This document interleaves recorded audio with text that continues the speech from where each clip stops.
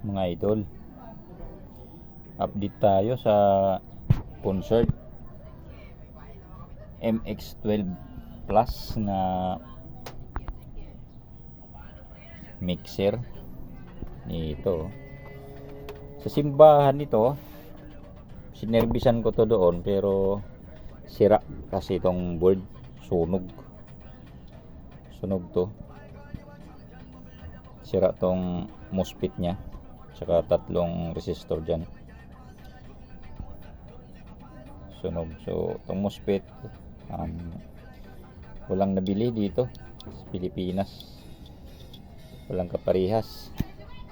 Sumorder tayo, pre-order, nakuha na natin ito.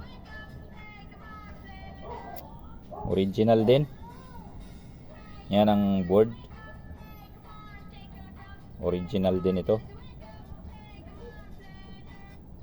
So napakaganda nitong power supply nito, pero may modification dito na kailangan gawin para umakma dito sa ating Concert na MX12 Plus.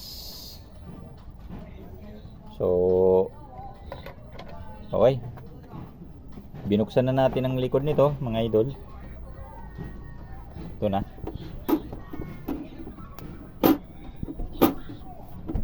Tanggalin natin ang takip.